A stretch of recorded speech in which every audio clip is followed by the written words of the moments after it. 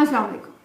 Technology और science जिस तरह तरक्की कर रही है उस तरीके से दुनिया में तो काफ़ी ज़्यादा एडवांसमेंट हो रही है, लेकिन हमारे यहाँ कुछ मैदे के मसाइल बहुत बढ़ते जा रहे हैं। और मैदे के मसाइल आखिर हैं क्या, और नौजवान नस्ल में ख़ास तौर पर IBS की क्या वजूहात हैं, किस तरीके से आप इसको ठीक कर सकते हैं, क्या अलामात हैं, कैसे समझ सकते हैं इसको, उसके बारे में आज तफसील से मैदे के मसाइल के बारे में बात करेंगे। कब्ज़ के हवाले से भी कोशिश होगी मेरी कि जितना भी उर्दू में मतलब अंग्रेजी जो मेडिकल की टर्म्स है उनके अलावा बात की जा सके वो ना की जाए, क्योंकि मेडिकल टर्म्स में हमारे यहाँ आम शख्स के लिए, और ये वीडियोस पे भी आ रहा होता है फीडबैक, कि समझना बड़ा मुश्किल होता है। बहरहाल IBS क्या है? IBS में इरिटेबल बाउल सिंड्रोम के नाम से भी जिसे आप जानते हैं। अच्छा, अब इसका उर्दू तर्जमा मुश्किल है क्योंकि ये नाम ही बीमारी का इस तरह, जिस तरह डायबिटीज है या हाइपरटेंशन है।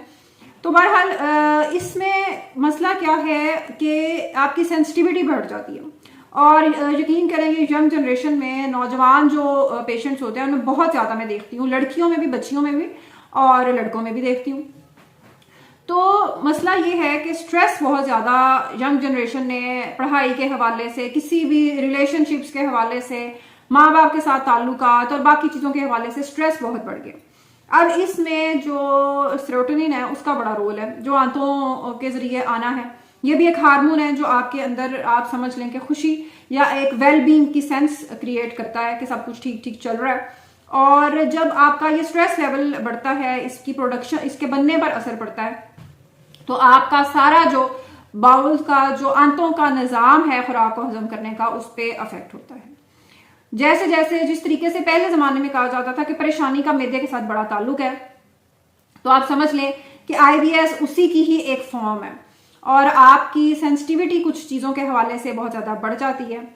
फिर उसमें कुछ दवाइयों का भी रोल आ जाता है, जिस तरह पेन किलर्स, दर्द कम करने वाली दवाइयाँ लोग आम रूटीन में लेना शुरू कर देते हैं कि कोई मसला है, दर्द की दवाई ले लूँ। खासतौर पर ख़वातीन में मैंने ये रुझान बच्चों के पैदा होने के बाद देखा है। मरीजों के हवाले से ही बात कर रही हूँ, खासतौर पे गायनी के हवाले से, कि बच्चे हैं, एक बच्चा हो गया, 2 बच्चे हो गए हैं, 3 बच्चे हो गए हैं, और उसके बाद घर में काम सबको चाहिए टाइम पे। औरत के जिस्म में उतनी ताकत नहीं है, सकत नहीं है, और वो उस काम और कामों को पूरा करने के चक्कर में, काम हो जाए टाइम पे, पेन किलर्स, दर्द की दवाइयाँ, जिस्म जी दुख रहा है, शाम को मैं गोली ना खाऊं तो चलती नहीं हूँ, 3 टाइम ट्रेमाडोल आप जब ले रहे हैं, आप जब इस तरह का सॉल्ट ले रहे हैं, तो आपके मैदे ने क्या करना है, बेचारा क्या करेगा। आप रूटीन में पेन किलर्स ले रहे हैं। फिर थायराइड का इसमें रोल है, एंटी डिप्रेसेंट्स जो लोग ले रहे होते हैं उनका इसमें बहुत बड़ा किरदार है। दिल की बीमारियों के हवाले से जो लोग दिल के मरीज हैं, लोप्रिन वगैरह ले रहे हैं, कई प्रेगनेंसी में भी खवातीन को ब्लड प्रेशर के हवाले से दी जाती है। तो ये सब चीज़ें मिलजुल कर आपके मैदे पर बड़ा असर डाल रही होती हैं। मल्टीपल स्क्लेरोसिस के पेशेंट हैं, MS के, ये सब चीज़ें आपका ये मैदे को अफेक्ट कर रही होती हैं। मैदे का काम तेजाब में, आम जुबान में लोगों को, मैं मरीजों को भी समझाने के लिए कहती हूँ कि मैदे का काम है जनाब तेजाब बनाना, और मैदे की pH इतनी ज़्यादा वो एसिडिक होती है कि वो मतलब मेटल को भी, वो किसी धात को भी हल कर सकती है।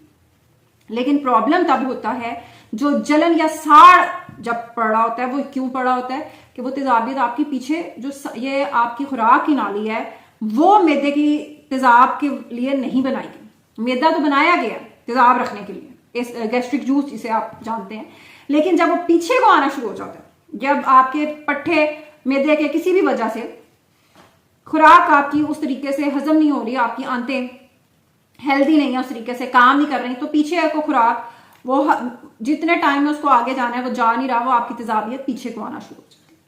गैस्ट्रोइसोफेजियल रिफ्लक्स डिजीज भी इसे कहते हैं, और GERD उसके नाम से भी आप गूगल कर सकते हैं। तो ये तेजाबियत रहती है, और ये ना समझें कि ये कोई बहुत कम मैदे का मसला लोगों को हो रहा है।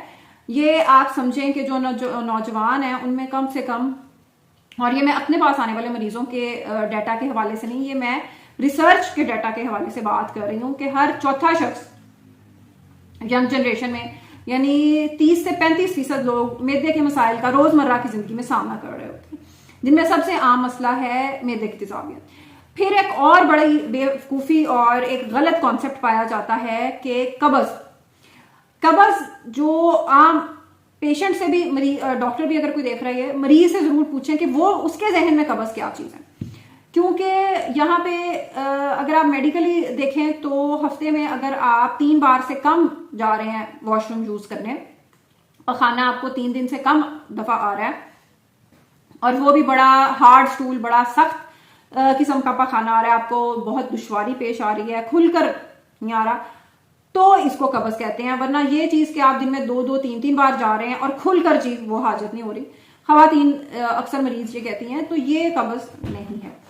फिर उसमें लोग क्या करते हैं कि बस रूटीन में दवाइयां खाई जा रहे हैं। दवाइयां आप जरूर खाएं अगर कोई एक्यूट कोई छोटा मसला बन गया, लेकिन अगर ऐसा हो रहा है कि कोई आपका पखाने के साथ खून आना शुरू हो गया है या कोई ऐसी कब्ज आपको शुरू हो गई है जो कोई 40-45 साल के बाद आपको अचानक से शुरू हुई है, तो ये कैंसर की इब्तदाई अलामात भी हो सकती हैं। उसको चेकअप करवाना डॉक्टर के पास बहुत ज्यादा जरूरी है। जरूर चेक करवाना चाहिए कि क्या मसला है, कोई अंदरूनी मसला है। उसको चेक करने के बहुत सारे तरीके हैं, बहुत सारे टेस्ट हैं, लेकिन वो चेक करना जरूरी है। फिर हमारे यहाँ पानी पता नहीं पीने का रिवाज क्यों खत्म हो गया, पानी बहुत लोग कम पीते हैं। फिर उठकर चलने का भी रिवाज खत्म होता जा रहा है।